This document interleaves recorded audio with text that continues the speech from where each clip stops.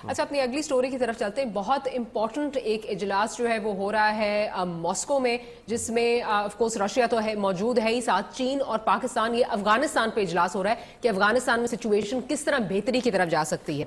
हमारे साथ इस पर इसको डिस्कस करने के लिए हमारे साथ साइमा शबीर साहिबा जो है वो इस वक्त मौजूद है। जी साइमा साहिबा, क्या आपको मेरी आवाज आ रही है? जी, मुझे आपकी आवाज आ रही है। जी साइमा साहबा, ये जो अब इजलास हो रहा है मॉस्को में, मैं ये पूछना चाह रहा हूं कि अमेरिका इतनी कोशिशें कर चुका, आर्मी का आपने बड़ी कोशिशें कर चुकी हैं अफगानिस्तान में अमन की। अब पाकिस्तान, चीन और रूस कुछ कर सकते हैं मिलकर? जी बिल्कुल, ये एक बहुत ही इम्पोर्टेंट अलायंस है जो कि सामने आ रहा है और इसमें ये सबसे इम्पोर्टेंट बात है कि पाकिस्तान, चाइना और रशिया, ये तीनों मिलकर एक नया स्ट्रेटेजिक जॉइंट वेंचर करने के लिए जा रहे हैं, जो कि पूरी दुनिया का, शायद आलमी तौर पे पूरी दुनिया के लिए एक इम्पॉर्टेंट चेंज होगा। अब इसमें सबसे इम्पॉर्टेंट बात यह है कि जो इस वक्त इसमें डिस्कस होने के लिए जा रहा है वो ये है कि अफगानिस्तान की सिचुएशन, जो अफगानिस्तान में इस वक्त सूरत हाल दिन ब दिन बिगड़ती जा रही है। पिछले एक साल से अफगानिस्तान की सिक्योरिटी सिचुएशन बहुत ज़्यादा डिटीरियोरेट हुई है, बहुत ज़्यादा बिगड़ी है। इसमें इसका सबूत ये है कि अफगान सदर अशरफ गनी साहब खुद ये कह चुके हैं कि तकरीबन 32 ज़्यादा ग्रुप मौजूद हैं जो कि फॉरेन ग्रुप्स हैं, जो टेररिस्ट एलिमेंट्स हैं। इसके अलावा दाइश की भी बढ़ती हुई जो असर रसूख है, दाइश का बढ़ता हुआ असर रसूख, वो भी इन मुल्कों के लिए एक बहुत बड़ा कंसर्न बन गया है, स्पेशली रशिया के लिए और चाइना के लिए और पाकिस्तान के लिए भी। डेफिनेटली पाकिस्तान के लिए तो डायरेक्ट अफगानिस्तान में जो भी हालात होते हैं वो पाकिस्तान के ऊपर आते हैं, और जिस तरह से भी टेररिज्म अगर अफगानिस्तान में है तो पाकिस्तान उसका डायरेक्ट इफेक्ट होता है।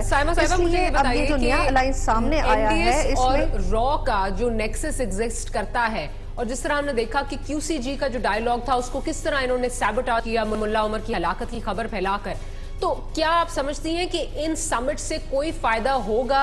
ये समिट्स आगे मतलब कोई चीजें बेहतरी की तरफ लेके जा सकते हैं, जब हुकूमत के अंदर ही इस तरह के लोग पसंद मौजूद हैं जो नहीं चाहते कि वहां पे जो है वो अमन लौटे?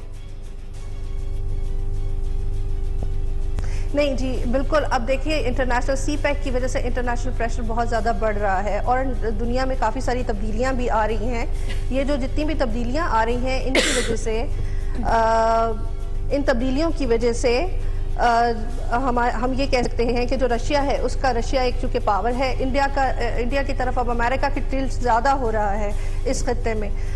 इसी तरह से रशिया ने अब अपना टिल्ट जो है वो, चूँकि रशिया भी हॉट वार्म वार्स की तरफ आना चाहता है और CPEC से इस्तेफादा करना चाहते हैं, तो चाइना और रशिया और पाकिस्तान का एक नई स्ट्रेटेजिक जो है वो बहुत इम्पोर्टेंट कोशिश है जिससे कि बेहतरी आ सकती है। और सिर्फ ये नहीं है, अफगानिस्तान के ऊपर इस प्रेशर आएगा।